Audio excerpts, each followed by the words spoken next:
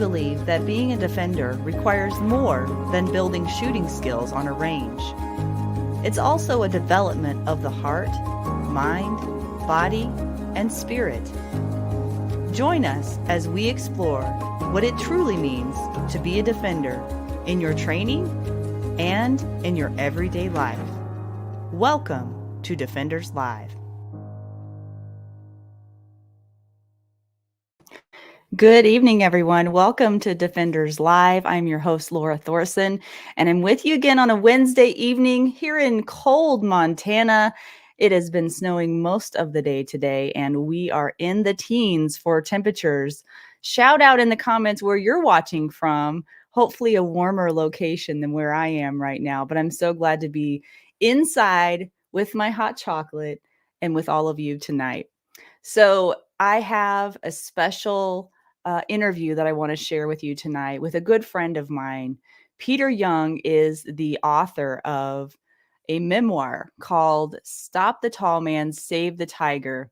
And he'll tell you the story and many other stories about how that title came to be.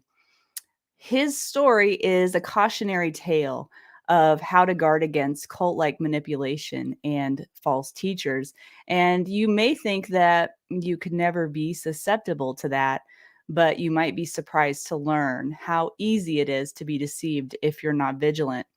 Peter will bring us some red flags to look out for, as well as telling some great stories. So I will be bringing that interview up here in just a second. And I'll also be explaining why we're sharing this topic with you tonight. So, as I said before, thank you for attending. And if you're watching this as a replay or if you're new, welcome. We're so glad you're here. Please let me know where you're watching from. I have in the background the founder of Defenders USA, Adam Winch, helping me behind the scenes because I need all the help I can get. And I'm so thankful that he's with us tonight. He's been down in sunny Florida over the last few days. How was that? How was that to be down in the warm weather, Adam? Oh, one, it was incredible. Two, the people that came to the training were absolutely the best of the people in the world. And three, I got to see the ocean and swim for a little bit. It was phenomenal. What were you teaching down there? So teaching fighting handgun concepts. So way beyond fundamentals, way beyond static range play, just truly learning to fight with a handgun. It was fantastic. Yeah, that's one of your favorite classes to teach, I imagine. Awesome. So Adam is behind the scenes helping me. If you want to check out any of the classes that Adam offers, go to defenders-usa.com. And if you want to be notified about upcoming shows, I have learned recently that if you're on my Defenders Live private Facebook group, I am not reaching very many of you in that group. So if you would like to keep in touch with me or allow me to keep in touch with you in a more efficient way, please go to defenders-live.com. At the bottom of the homepage, you'll see a place where you can sign up for our email list. And that way I can let you know what to expect in the coming weeks and what shows will be coming up so you won't miss an episode. So let me get into the bio for Peter Young. Peter is a storyteller first and foremost, and you'll learn that whenever you watch the interview. He's the author of the Amazon bestseller, Stop the Tall Man, Save the Tiger, which tells the story of his escape from a tiny religious cult. Peter's first book, The Blue Team, is a novel about faith and basketball and conquering your greatest enemy. And I've read both of them, and they're both very good. Prior to his writing career, Peter was a sports broadcaster of over 20 years, telling the stories of great athletes all over the world while working for CBS, ESPN, OLN, and other networks. He now lives near Bozeman, Montana with his children and several pets and is working on the sequel to The Blue Team. So let me see if I can pull this up for you. I'll see you guys on the other side.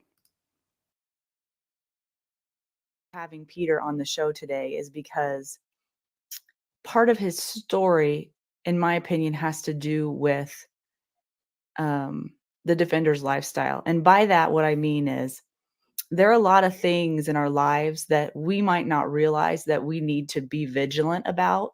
and that we need to be cautious of. And Peter's story, I think, is a uh, cautionary tale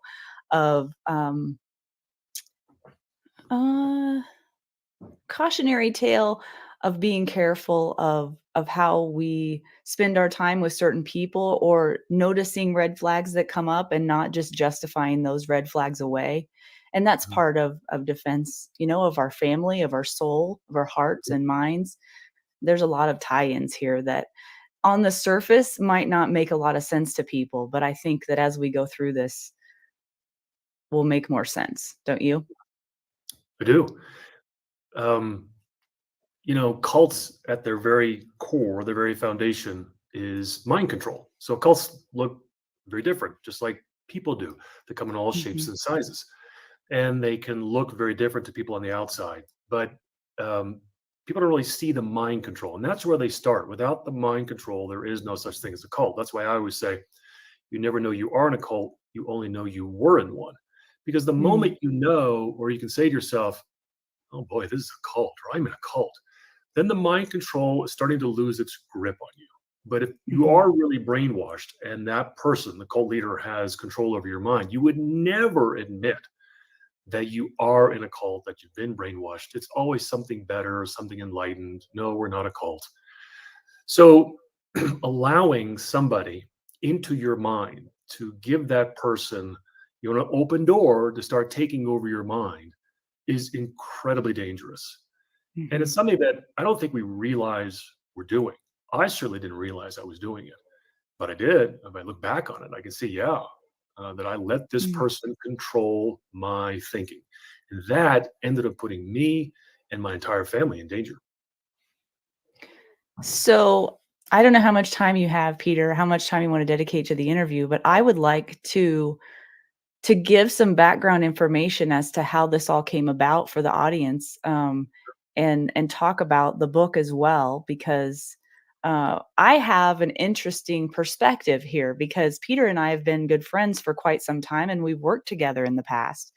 And there are moments that I'm going to ask you about, and I can share my perspective of it, and you can share yours. But we were there in the same room at the same time, and I did not realize what was really happening. So, looking back again, in hindsight, it's just crazy to think about what was really going on. So how did this all start? Well, let me first of all address what you just said. Yes, you and I have been really good friends, and during some of the most brutal moments that I was really suffering, you and I would be driving back and forth to the Big Sky, and Mhm. you had no idea what was going on, and I was trying so hard to keep all of this secret. Yeah. And then about a month or two later, I gathered everybody in our office. We worked at the same real estate office at the time. This is 6 years ago. And I thought it was obvious what was happening to me, that, everybody could tell that my wife was leaving me, that my family was, imploding. I would have red, puffy eyes. I would go walk around town for hours. I couldn't sit at my desk. And then when I met with everybody at our office, this would be September of 2017. Remember that, Laura? There was probably 20 people in the room, Yeah. and only the owner of the company and his wife knew, because I had told them and I'd asked them, Mhm. "Can I share this? What's going on?" And so I did. And I shared it with everybody in the office, and nobody had any idea what was going on. And I No thought it was clue. obvious. I couldn't sleep. I'd lost 30 pounds. I was a physical, mental, and emotional wreck. And nobody knew. Okay, why am I saying this? The important point to glean from this is we are all going through something difficult, sometimes not so Yeah. difficult, other times life altering difficulty. So the person at the grocery store who's rude, a guy on the highway that cut you off, etc. You don't know what they're going through. So Mm. be kind, be patient, because you never know the struggles that other people are going through. And you can make it worse, right? If you're impatient and you snap at that person. The other lesson to glean from my experience is that cults can very easily hide themselves within society. So for Mm. me, and I would imagine for a lot of other people, when we think of cults, we think of Jonestown, drinking the Kool-Aid, mass suicide, maybe walking around town in some robe, banging a drum, shaving our head, living in a commune where everybody's having sex together, et cetera, where it's really obvious, really crazy, and we can see it. But there are a lot of very small cults that can easily blend in. And that is Mm. because cult leaders are controlling others' minds and they're doing awful things. So to get away with that, they have to basically hide. So one of the ways that cult leaders control people like they did with me, and our cult leader was Uncle Robert, and we can get into that in a minute, is they control people through paranoia, secrecy, and isolation. Secrecy is the biggest one. In other words, nobody would understand Uncle Robert, our little cult leader. He's too brilliant. The Bible talks Mm. about throwing your pearls before the swine. Well, everybody else was swine, and every word from Uncle Robert was pearls of wisdom. So we had to protect him, shelter him, basically hide him and hide what we were doing. So you and everybody else that I worked with, nobody had any idea what was going on in our lives, the craziness of it all. Yeah. And I think this kind of stuff happens more than we realize.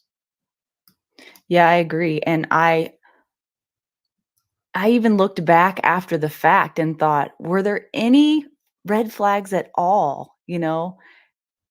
I couldn't really think of many. Um, and it broke my heart. And I think it broke the heart of all the people that loved you in that office and still love you to this day, that we had no idea and weren't able to help you in some way. But that just goes to show, like you just said, you just never know what's really going on in someone's life. Now, I'm pretty sure, because I wear my heart on my sleeve and I can't help it, I have no poker face at all. I mean, you were trying to hide it, right? You were Yeah. trying not to let anything be shown, Oh, yeah. and you did it very well. I got pretty good at it. It's strange looking back 6, 7, 8 years to the things that I said and did and wrote. And, and I'll read stuff, I'll read emails and letters and think, that's me. I wrote Mm. that. I said that. And so I had been brainwashed for about 2 to 3 years total. Now, if I can go back to the beginning, I basically married into a cult. I never planned on joining a cult. In fact, I don't think anybody plans on joining a cult. They plan on joining something better, something special, and then it turns out to be a cult years down the road. Well, I was marrying the love of my life. We were married for over 20 years, but really together for 20. And I was the frog in the proverbial boiling pot of water. Mm. And at first, I thought Uncle Robert was a bit odd, charismatic, but a little narcissistic and crazy. And then I really thought he was crazy. But then slowly but surely, I kind of got eroded to the point Mm. where I would go along to get along with my wife. And so then finally, I got worn down. I started believing in him. I thought he knew the truth. And then again, 2 or 3 years, man, I was all in. So at that point, it's fairly easy to have, as you say, the poker face, because you believe it. You believe that this man is really sharing the truth. You are blessed and special because you get to hear him. He's your guru. And so you take it very seriously that you're going to try and protect this guy. And Mhm. again, I say all this and I'm thinking, like, I'm talking about me. Like, really? This Yeah, was I don't me? see you as that person, Peter. But I was. And it is so bizarre. And now I don't think I ever would have, fallen under the spell of this guy had it not been for my wife. I married the love of my life. I truly love this woman and wanted to make our marriage and our family work. And in order to do that, I had to accept this guy. If I Mhm. had, let's say, realized 20 years ago, 25 years ago, how wicked this man was, that he was a little narcissistic cult leader, and had confronted, we'll just call her Paige, my wife at the time, um, she probably would have left me then. Instead of being married Mhm. 20 years, we might have been married 1, 2, 5 years, Mhm. because she really knows no other life. She's been devoted to him her entire life. Mhm. So,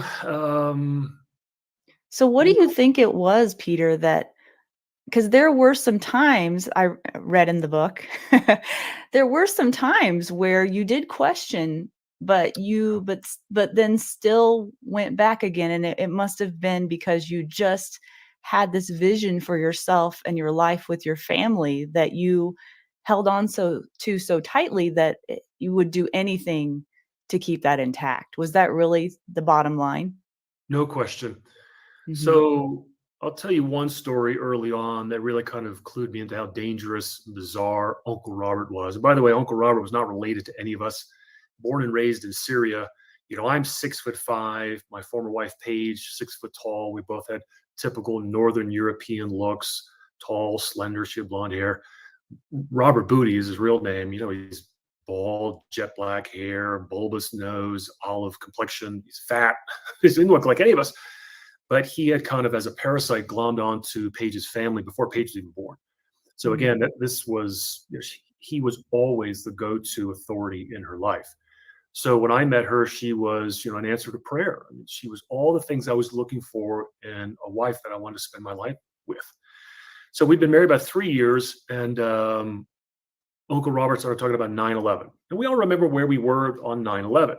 And I'm from Northern New Jersey. So I had high school classmates who were in the buildings that day. I had a high school classmate who was widowed that day.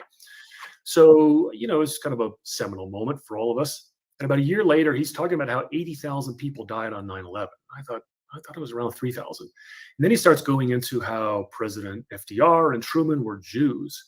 And he was really, virulent with this. It was the anger and the hatred towards Jews was shocking. And I had no idea. And this was my first entree into his theology, which was that all of recorded history is basically the battle between Jews and Christians, and how Jews are trying to take over the world and control Christians. And so every recession, depression, war, you name it, is a Jewish conspiracy. And I had no idea this guy thought this. So I brought it up with Paige. Again, we've been married 3 years maybe. And I said, I don't think we should have anything to do with this guy. He is dangerous. She listened, had a concerned look on her face, and nothing ever came up of it. I never followed up. I never said, hey, honey, what are we going to do about this? Like, I think this guy is awful. And I should have followed through. But I was so concerned with my relationship with her, worried that, I'd get myself in trouble, that she would leave me, that I just let it go. And I was always letting things go. But I was always asking questions, which brings up another point with cult leaders. You're not supposed to ask questions. You are supposed to take their word on faith. And I was always asking questions. What do you mean the Jews are trying to take over the world? Where's the proof of this? And so instead of getting good answers from Uncle Robert, he would get angry with me and then attack my intellect, which then would make Paige think, oh, gee, my husband's a dope. So you were worried more about what she thought than about anything else. And and I know that you're a believer, and I know you read the Bible. I know the Bible's a big part of your life.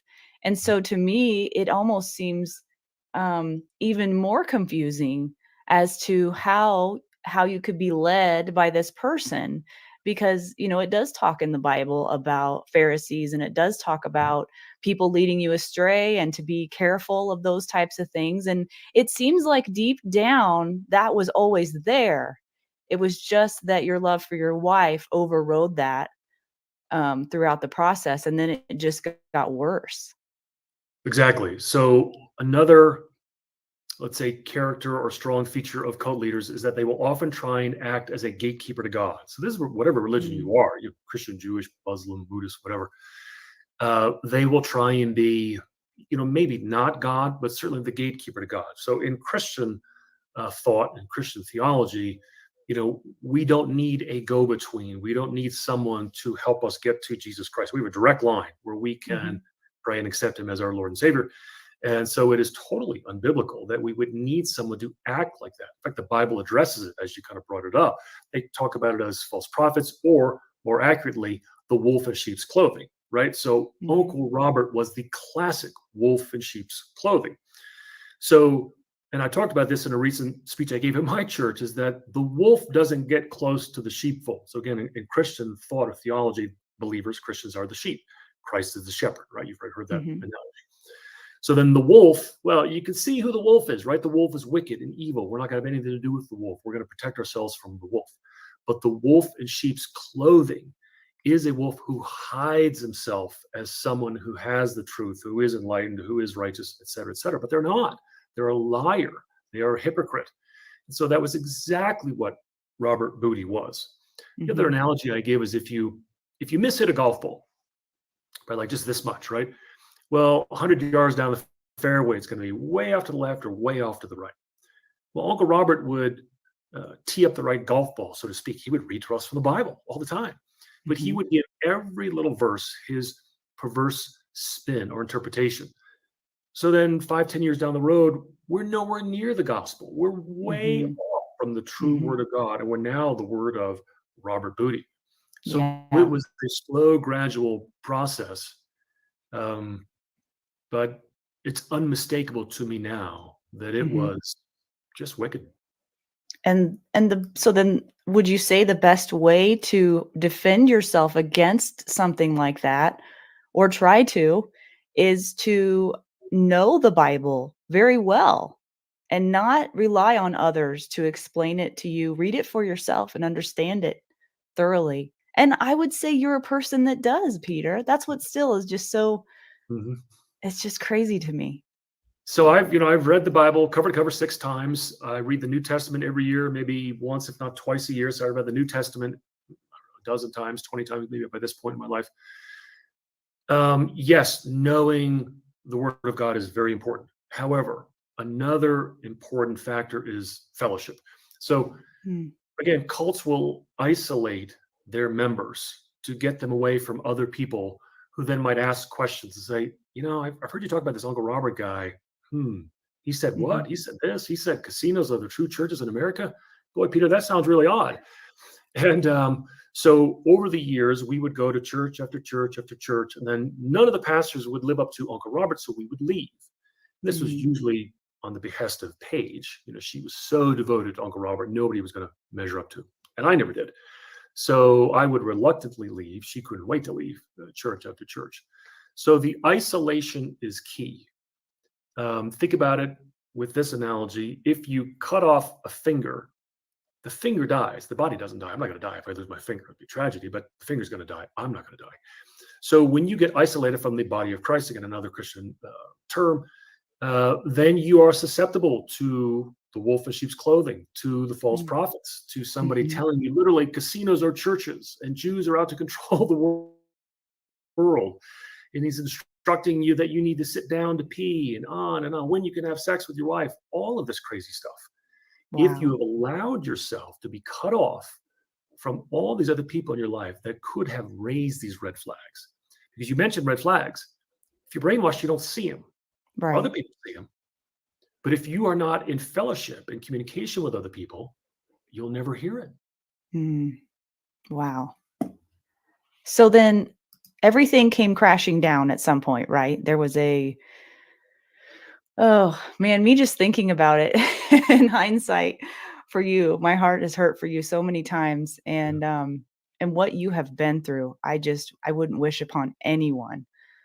I know that you have learned so much from it, and certainly as much tragedy as there has been some silver lining as well. And thank God that you're on the other side of it. Yeah. But tell us how everything came crashing down, and then what happened after that. Well, Paige and I had been married almost 20 years. And, I learned, later after the fact that for many of those years, I thought I was the greatest husband ever. She the greatest wife. We had the greatest marriage ever. That was the first 5-6 years of our marriage. And then slowly, the bloom was off the rose. I could tell she was not all that happy with me, maybe disappointed in me. I never measured up to Uncle Robert or her older brother or her dad, those two being absolutely brainwashed and devoted to Uncle Robert. So I realized over the years that, she was not all that happy in our marriage. I never saw our marriage coming to an end. But, it was probably a case of tremendous, painful cognitive dissonance for her. On the one hand, she's married. She's, believes that you shouldn't get a divorce. We've got 5 kids. On the other hand, she's totally devoted to Uncle Robert and believes him first and foremost. And whatever honor or respect or devotion that she probably should have had for her husband, me, she had for another man. And so she chose the other man over me. So she just couldn't live with me any longer. She just was so fed up with me, thought I was a liar, was not a Christian, I was a fraud, et cetera, et cetera. So she left. And within about a month or 2 of her leaving, it got really, really ugly, really fast. And when she left, I was probably the most brainwashed at the time, which is the irony, because for years I had doubted and questioned Uncle Robert.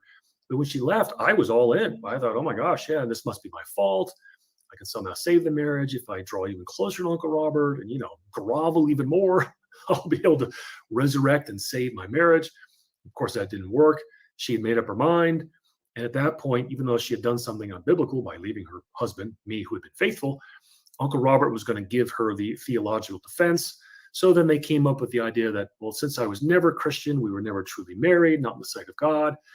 And then it got to the point where, well, not only that, but, you're the devil.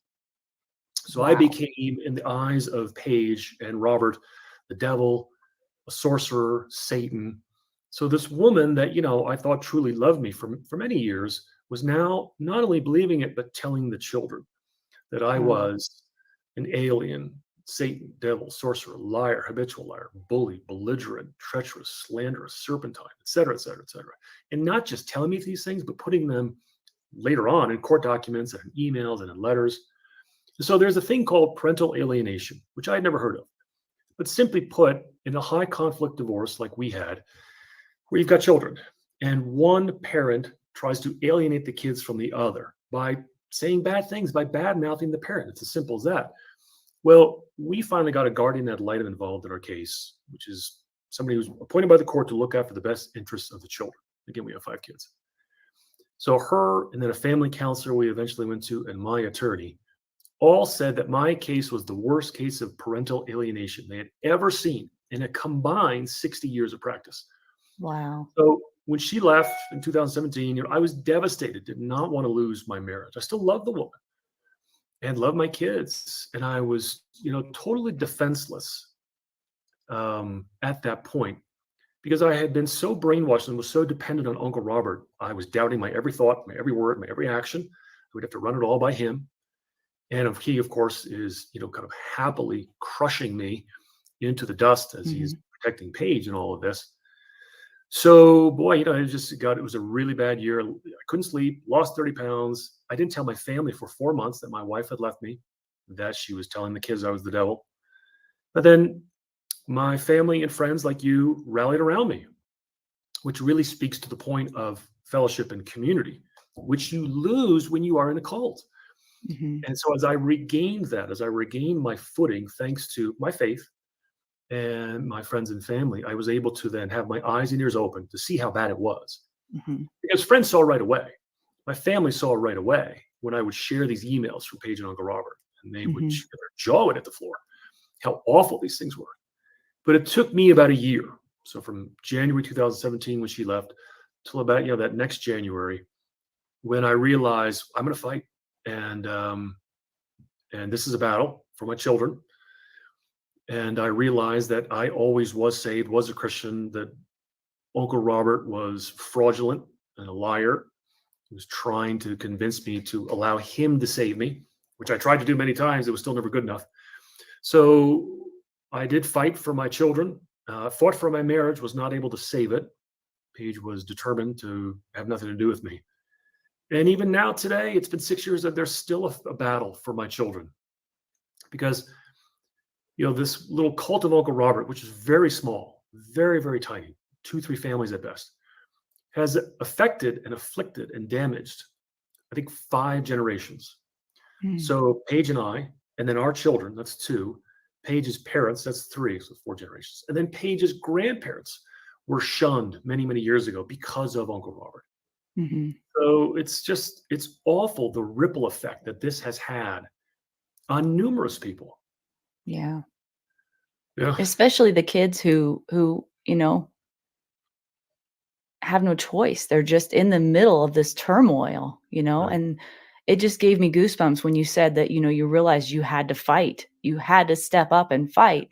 And that was very different than what you had done previously, where you had just succumbed and tried to, go along to get along, as you say.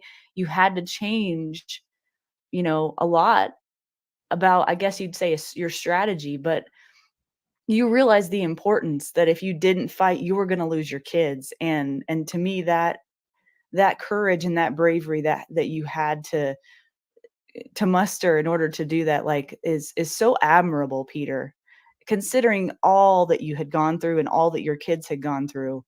Yeah. And you did eventually get your kids back, right? Well, it's yes and no. I think an important point for your audience that they can relate to is that number one, you have to recognize the threat before you can defend yourself against that threat. Yeah. I Yeah. did not recognize the threat for a long time. I didn't think Uncle Robert and Paige were a threat. Looking back Mhm. now and seeing what has happened in the last 6 years is fairly obvious. The cult-like influence is a huge threat, and cults are deemed emotional abuse of children, and I believe that they were emotionally abused. And kids love their parents. That's the way we kids are raised and are born, is that we have this instinctual love for mom and dad. And so the kids still love their mom, as they should. Mhm. But Uncle Robert and Paige both made a very concerted and determined effort to have the children not love me, to not recognize me as their father. They started to label me as a sperm donor, as a bloodline. And the children would repeat these phrases, why do you think you're the dad? You're just a bloodline. I had my kids tell this to me.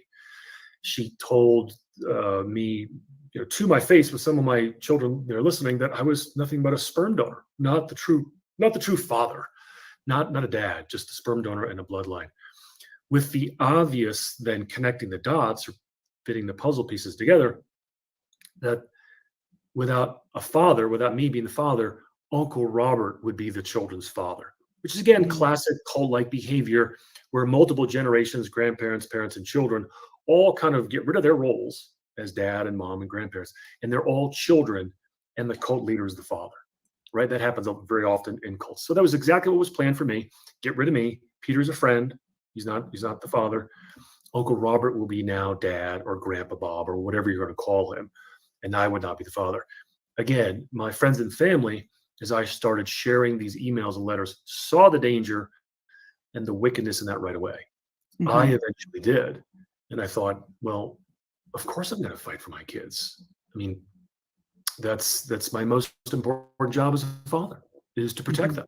Mhm. It was very strange at first to see this woman that I loved for so long as a threat to their Yeah. emotional and mental safety and health. It was hard. And I can't imagine what kind of emotional turmoil it put you through to hear your own children say things like that, and it wasn't coming from them, but still, it had to really cut you, um, and just break your heart, I can imagine. Yet I still get some of it, unfortunately. So we have 5 children. The two oldest, listen, I'm not the first dad that's had young men in their 20s be angry with them, and they are angry with me. But it's a marathon, not a sprint. I'll always be Mhm. their father. I'll always love them. And I do recognize that much of the words that they say that have venom and anger in them, I know exactly where it comes from. It's a direct filter that goes from Robert Booty into their mother into the kids. And so the courts sent back the 3 youngest kids to me. They lived with me for 5 years. And I never badmouthed their mother, but I was very clear with Robert Booty and his influence on them and how wicked it was. So they saw it, they get it, they see it. They still love their mom, as they should, but they saw the wickedness of Uncle Robert. But then recently, the middle child went back to that situation, and now you can see it in the things that she has said about me and written about me, that she's under that same influence and being really saturated and bombarded with anger and hatred. And what's a kid to do? They Right. look up to the adults in their life, and it's very hard for a child to say, "No, mom, no, dad, you're wrong. I don't agree with Mhm. you. I love you, but I don't agree with you." It's very hard to Yeah. do. Sure. And yeah, so I mean, it's just the battle is ongoing, and Yeah. so the pain is there. But I'll say this: I'm a million times stronger than I used to be. So when you first met me, I was you probably thought, oh, here's this strong father and husband, and I hid it very well, but I was completely beaten down, 100% beaten down, brainwashed, under the thumb of Paige and Uncle Robert, always doubting myself. But now I'm strong thanks to the Lord, because I don't look to him or to her for approval or sanction or anything really at this point. I know where my strength comes from. Mhm. And in James chapter 1, it says, listen, and I'm paraphrasing, if you ask for wisdom, he'll give it to you, but you got to believe, don't doubt. And so that's Yeah. what I've done. I pray all the time. It's, please give me, Lord, strength for the day and wisdom and Mhm. That patience. was one thing I wondered is I assume your faith has gotten stronger, and I also believe, and I don't want to put words into your mouth, but it seems as though your faith also was maybe the one pillar in your life during that time that helped get you through that situation. Oh, no question. Yeah, there's no question. And some people will say, wow, it's great that you didn't, turn your back on your faith, which was very common when people exit cults. Um, and I say there was never a question. Mm, And the irony is, at the time when she left me, Uncle Robert and Paige had been able to convince me that I was not saved. But in the back of my mind, I had to have known that was utter nonsense because I would be mhm, up at night, I couldn't sleep. My wife left me, my family's imploding, and I'm in this unbelievable, dark moment of time, the darkness of night, dark moment of the soul, whatever you want to call it. But yet I would read the Bible and I would pray to the Lord. So I knew he heard me. I knew he loved me. And yet here I am, this crazy madman is in my ear telling me, no, you're not saved. The Lord doesn't hear you. You are full of demons, as he would say to me. mm, My demons and I are one and the same. And it's just utter nonsense and wickedness. The Bible talks mhm. about victory in Christ. And there was no victory in that little cult. It Yeah. was all crushing to be under the thumb of Robert Booty.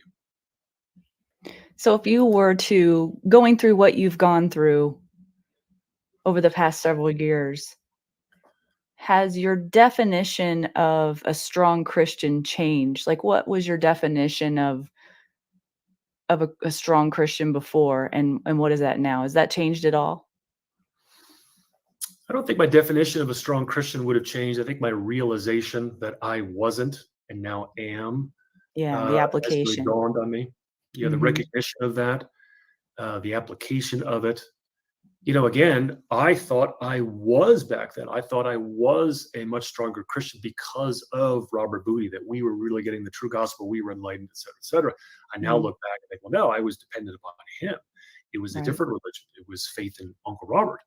right. But now I also realize, and this is kind of, I don't know if this is unique to the Christian faith or not, because I don't know much about other faiths, but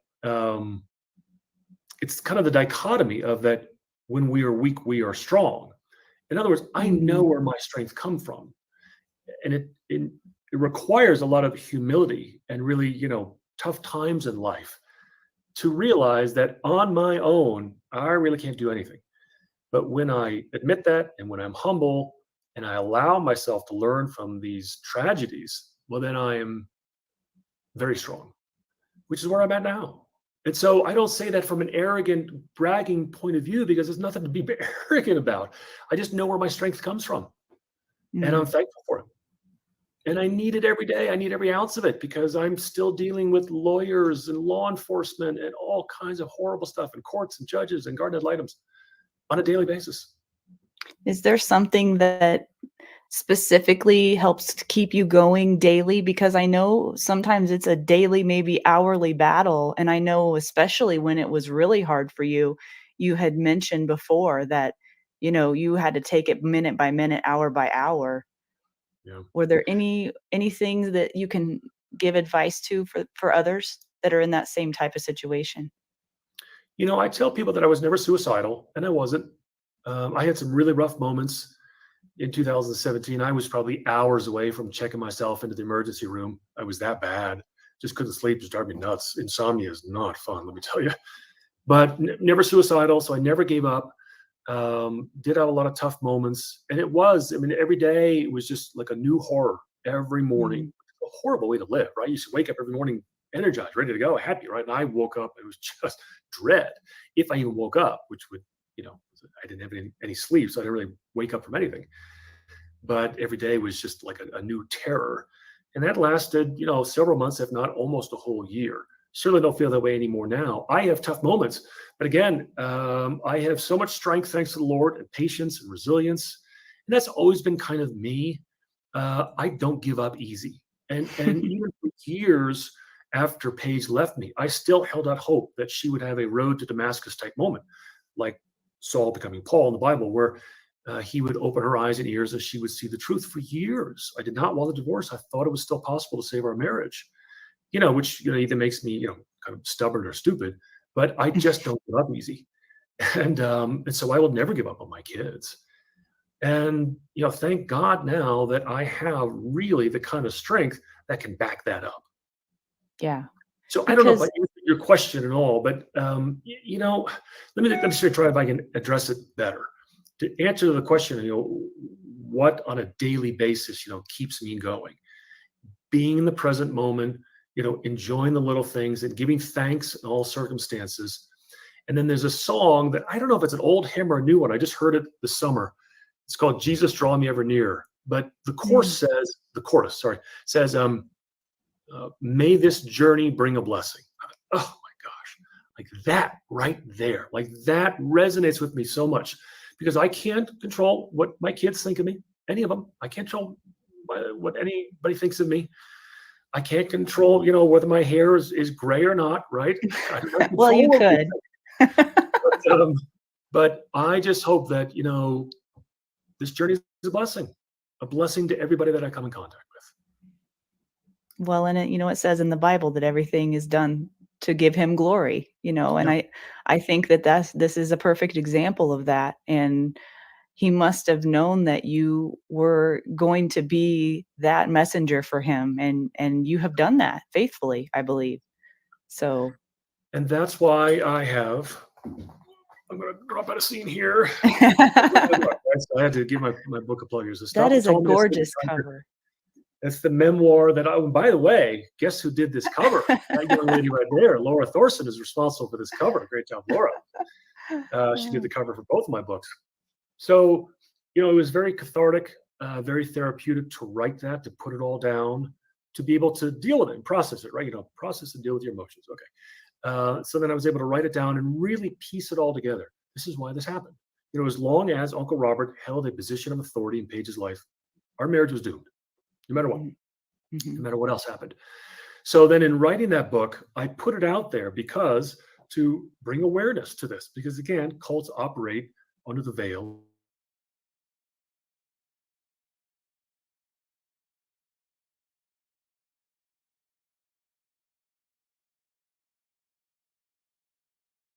points, like we're doing here in this interview, as to what are some of the indications of a small cult, which would be, the biggest one would be isolation and separation and cutting off of historical communication. So if somebody Laura, somebody that people who are listening, and you go to church or Bible study or the bowling league or Rotary or Kiwanis, or you go shoot guns together, whatever it is, and all of a sudden they kind of stop going. They stop showing up. They don't call. They don't email. They don't write. They don't text. And they completely withdraw. Well, that's a red flag. Doesn't mean you're in a cult, but it's a red flag. And I know for me, I would not in that situation have reached out to somebody, hey, I need a lifeline. I'm getting sucked into a cult. I don't think people do that. Yeah. You have to be bold and say, hey, Laura, what's going on? We never see you anymore. And ask the hard questions. Yeah, be brave. Now show that book again. The title is Stop the Tall Man, Save the Tiger. It was released in March of 2023, Amazon bestseller in a number of categories. And the title of the book ties into the dream. I don't know if we have time to talk about it, or maybe I should just kind of tease it up so you have to buy the book. But to me, it's my life, so I find it fascinating. But I still think the story is better than any kind of whodunit. It is fascinating. Briefly, before I met Paige in 1996, she had a dream, a very important dream. I don't know if she had it one time or several times. So important that she wrote a letter about it to her beloved Uncle Robert, and he wrote her back a 23-page crazy letter that I got to read, interpreting the dream for her. In the dream, which Paige referenced years later, it was, life-defining for her. She's in the house, and there is a tiger on the loose. She's with her boyfriend at the time, not me, a guy named Chad. And if the tiger found her, the tiger was going to kill her. So she knew the tiger was there to kill her. But she did not want to kill the tiger. She only wanted to know where it was, kind of keep an eye on it, protect herself from it. Because the tiger, while she knew it had gotten her in trouble in the past, represented things like strength and honor and respect and discipline, things she admired. So then the front door to the house opened, and in walks a tall man. And Paige hides under the stairs. So the tall man, the boyfriend Chad, disappears. And Paige is worried about the tiger because she knows the tall man is there to get rid of the tiger. But in the dream, she can't see the face of the tall man. So she doesn't know who the tall man is. Well, she had this dream like a month or two before she met me. You can't tell because I'm sitting down, but I'm 6'5". Uncle Robert's about 5'6". So in the dream, Uncle Robert twists it around and makes the tiger Paige's ego, Paige's mind. It talks about in the Bible, the old man, when we become saved, we become a new creation, right? So the fact that Paige did not want to kill the tiger, wanted to protect it and save it, Uncle Robert convinced her that she was not saved, she was not a Christian, she was a fraud and a liar, even though she'd already been baptized, read the Bible, going to church. She was not a Christian. And he then tried to take credit for being the tall man, even though he is short. Well, Paige believed this. She read the letter over and over again, showed it to her parents, believed it, allowed herself to be convinced she was not a Christian, and thus have Uncle Robert be her gatekeeper and thus save her. Wow. And that same formula, without the dream, happened to her father, her mother, and then me. And it was 20 to 23 years later that I finally, the Lord opened my eyes and realized what the tall man was really, the dream was all about. That, yeah, I'm not here to save anybody, but I was the tall man. She couldn't see the face of the tall man because she hadn't met me yet. She met me like a week after Uncle Robert, less than a week after Uncle Robert wrote that letter to her. Wow. And the tiger, who do you think the tiger is? Yeah, exactly. Uncle Robert. He has destroyed her life. And the Lord gave her that dream as a warning, as a way out, that this man was not who she thought he was, that he was going to destroy her life, and that she had a chance to move on and be done with him. Wow. Instead, spent most of our marriage trying to stop me, the tall man, from exposing the tiger. That's wild. So just so everybody knows, I read the manuscript before the book was published, and then after the book was published, I got a copy of it. I read the entire book in 2 days. I could not put it down. And then I gave it to my husband, and same thing with him. He could not put it down. It is a page turner. It is stranger than fiction. When you're reading it, you cannot believe it's a true story. And for me, it was even more fascinating because I knew the author. I know the author, and it was crazy for me to hear your point of view on some things that were happening, that I was in the same room at the same time, not realizing what was happening. So it was just mind blowing for me to read. I'm just so glad that you are at least come through the other side and have tried to turn this into a blessing for others, a cautionary tale. And I admire your strength, Peter. I truly do. I many times have heard and spoken to you on the phone, and I get off the phone and my heart's just broken. I don't know what to do other than to pray for you and your family. And I much respect to you for your courage and your bravery to try to save your family. Yeah, thank you. I want to share two things. I have learned a lot along this journey, and you are also a part of one of the lessons that I like to share with people. And I know I've told you this before, but so in the summer of 2017, we were both working at a real estate brokerage, and I would go down to Big Sky to do these marketing videos, and Laura would come along. So we would get in the car, and we didn't know each other all that well at the time, but then we would talk a lot. And I'm able to, on these drives, I didn't say a word about what was going on in my life. Yeah. And which was hard at times. But you, Laura, were going through something work-related, contract-related at the time that was a difficulty for you. And so I was kind of a sympathetic ear. And so you would tell me about your issues, and I would listen intently, and then I would offer, my suggestions or advice. And at the time, that was one of the best things for me because it got the attention off of me, where I spent most of my day wallowing in my own pity and misery because of what was happening to me. But then when I would talk to you and I was able to help another person, that really helped me. So that's the lesson there. When you get the focus off of yourself and are able to help somebody else, that lifts your spirits. And so some of my most favorite moments during that really dark summer was when you and I would be in the car and driving, and you just kind of going off on what you have to deal with. And it was helpful for me to be able to, help somebody else, because I had so many people at that point. I was recruiting people into my life to help me and really leaning on other people. That's another lesson, is that, when you're in trouble, when you're having a hard time, you don't feel sorry, just lean on your friends and family. I had two brothers that I would talk to almost every morning, and I'm sure it was horrible for them, because one was on the East Coast, one was on the West Coast. So I would call the one on the East Coast at like 7 a.m. my time, because it was 9 his time. And I would be bawling on the phone, and he knew what was going on. He could tell that I was still not really getting it, and I just needed someone to talk to. And I talked to him for half an hour, 45 minutes. It was probably horrible to listen to. And I'd call my brother on the West Coast, who's an hour early, and talk to him. And I did this for months, and they never complained. They were there for me. And so that's why, again, you talk about the body of Christ, fellowship with other people is very, very important. Another story, if I can. Yes, of course. You and I have these, we have these intertwined lives. Mm-hmm. And, what happened to me, is produced a book, and now I speak publicly on it. And I wish I could have learned my lessons another way, but what happened to me truly has shaped my life, and I'm trying to use it as a positive. Okay, you young lady, I remember when you were working at the real estate brokerage, and you drove off with the founder of Big Sky Bravery, Josh McCain. You guys went off in the middle of nowhere. Who knows where this was in Montana. And the story that I remember you telling me was that you're out there to get some footage and some photos, and a guy drives up in a truck, kind of creepy, kind of odd. Josh immediately sensed the potential for danger. You were terrified. He was armed, and he kind of told you, stand here, do this, do that.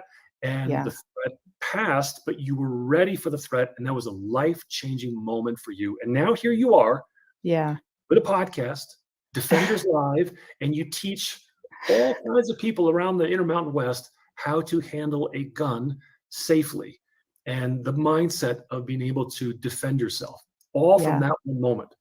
So kudos to you for your journey. I guess we both have learned some lessons along the way, haven't we, Peter? We have. It's been an amazing try to use journey. them for good.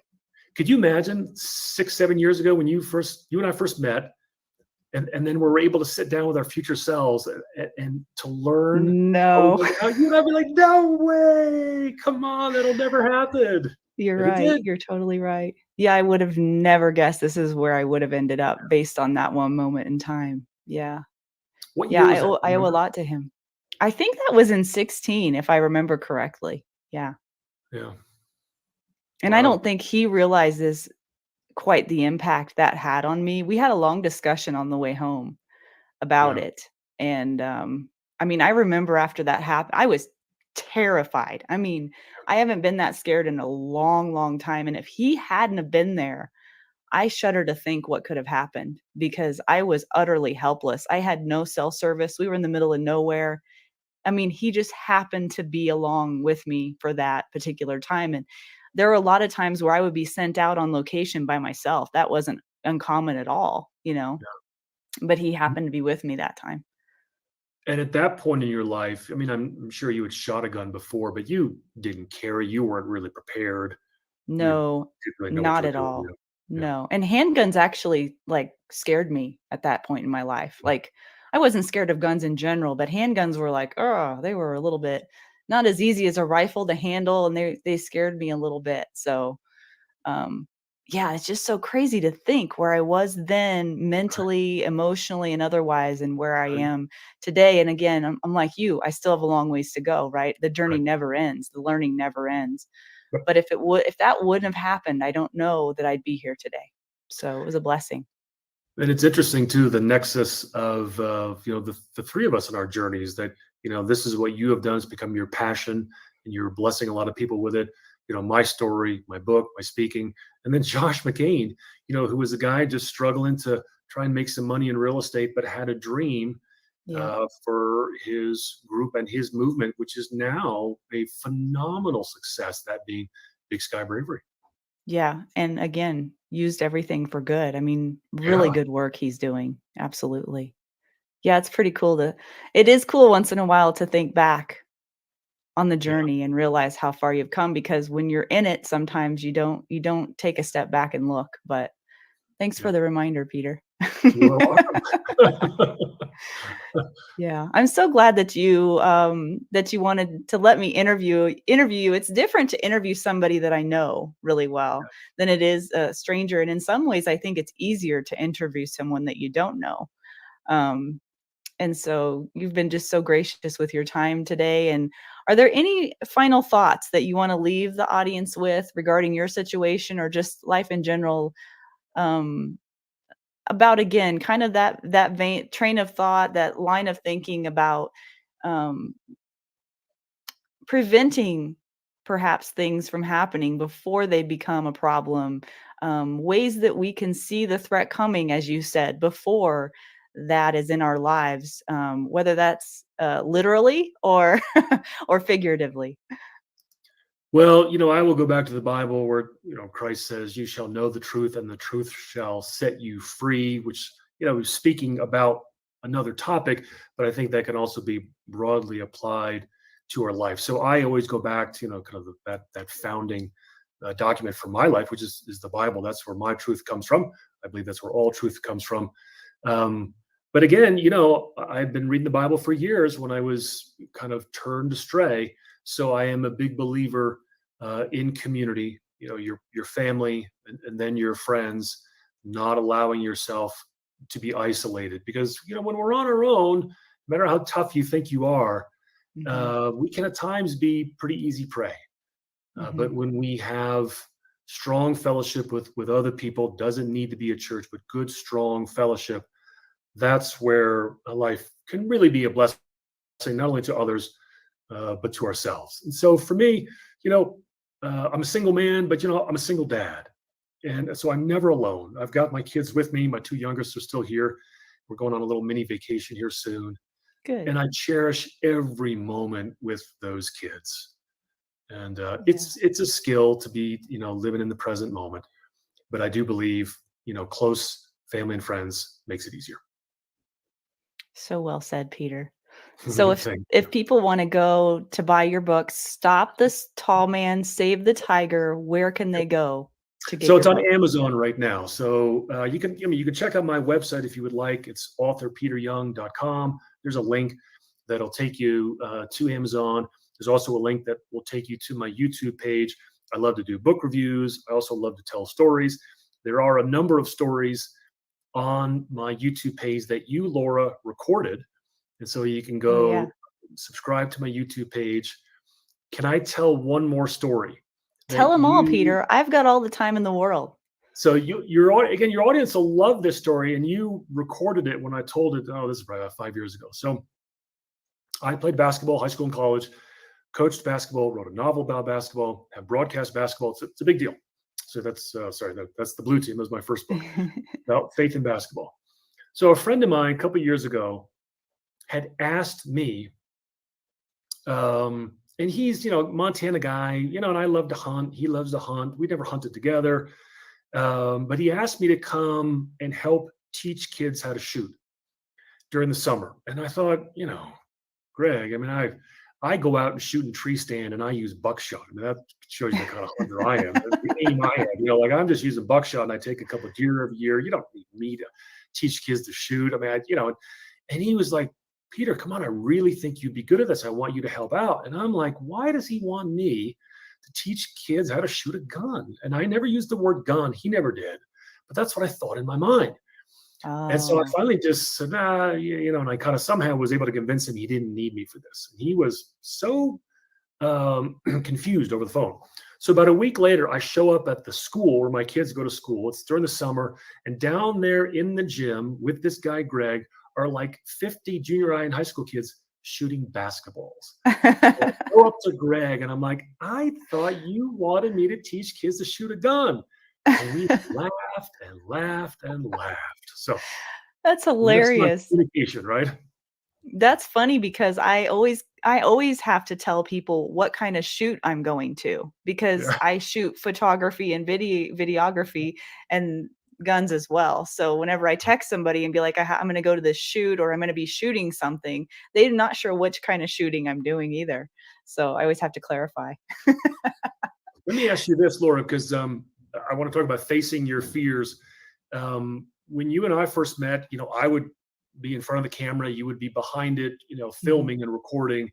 And now here you are, doing your podcast. You've been doing it for a while now. Was it pretty nerve wracking for you? Was it having to face your fear to host a show like this?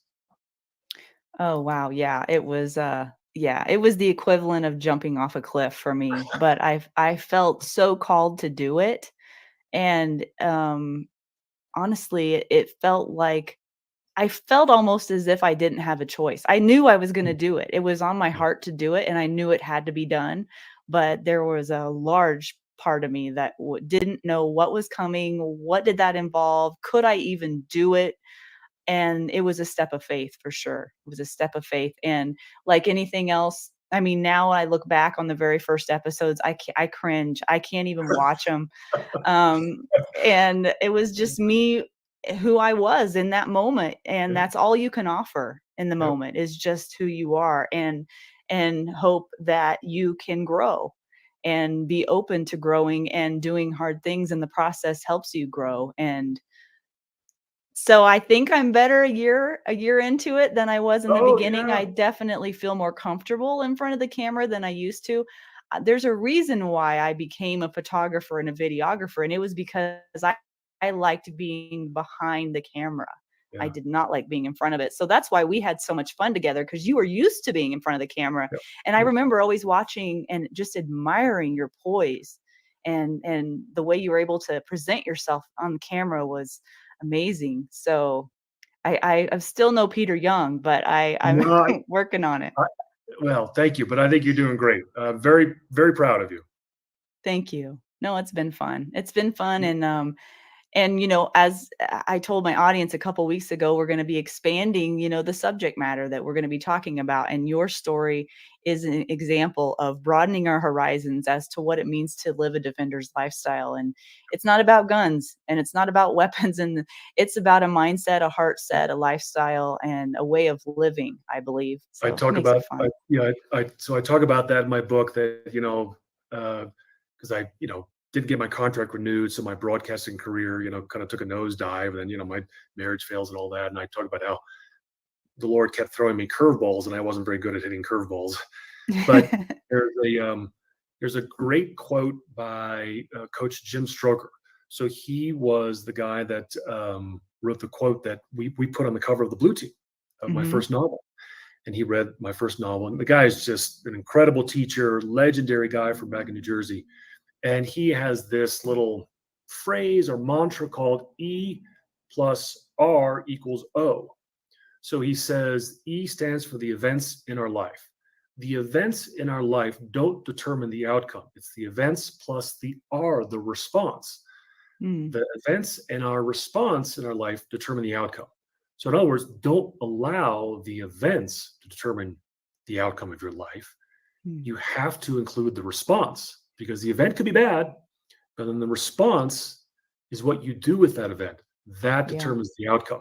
And he came yeah. up with that because when his kids were really little, his wife was in a car accident, and his youngest daughter, Allie Stroker, was paralyzed from the chest down. And of course, Mm. a devastating event for any father. But Allie is now an adult, married, and she's the first person in a wheelchair to win a Tony Award. She won a Tony Award Wow, for her work on Broadway about a year and a half ago. that's so cool. Yeah, great story. Well, I think you've got a pretty good story too, Peter Young. Yes, thank you. And I thanks for letting can't me wait share to it. share it with everyone, and I think our audience will find it fascinating, and I think inspiring as well. You've been an inspiration in my life. You've been a constant. We don't talk a whole lot, but when we do, we just kind of hit it off right where we left Yeah, off. You're one of yeah, those kind of friends in my life, and I trust you implicitly. I think we have a good relationship that way, and I think I'd do anything for you. So likewise. just yeah, really special, and all came out of a real estate office. Funny enough. Go figure, right? Yeah, you just never know. You never know where Yep. you're going to end up, and you never know where great things will start or come from. And yeah, and I think you're one of the people too that really started the ball rolling for me in my faith journey, because I've looked up to you for a long time, and especially through what you went through, and thinking, gosh, how can someone go through that? The only thing that made sense in my mind was your faith. That was literally the only thing you had much of the Yep. time. Yep. And I That's think God true. does that to us sometimes when we need it, and Yep. to help us learn that lesson. So, yeah, I've learned a lot from you. Thank you. All right, guys, tell me what you thought of Peter Young's interview. Shout out in the comments. That did go a little bit long, but I have to say it's one of my favorite interviews. Peter's a dear friend of mine, and I really appreciated that he took that time with me and told me all of his wonderful, crazy stories. I'd love to hear from you guys on your feedback of the Peter Young interview. And if you enjoyed it, please share it with someone that you think would enjoy it as well or learn from it. Like, share, subscribe, and all that good stuff. I do want to give a special shout out to all the people that support me on locals.com.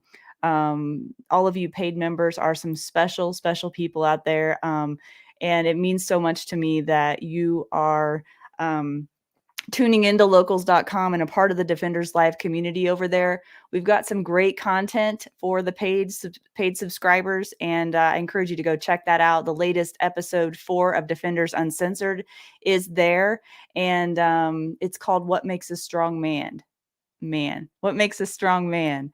So be sure to go check that out. That is over at locals.com. You can go to the Discover tab, search up Defenders Live. You'll find us over there. So next week, what you can expect from Defenders Live is the legendary Chuck Haggard.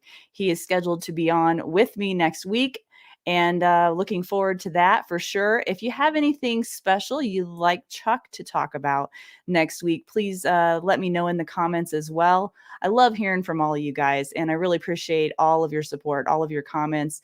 And it was a really good night tonight. So look forward to seeing you next Wednesday, same place, same time, 7 p.m. Mountain Time. Until then, take care.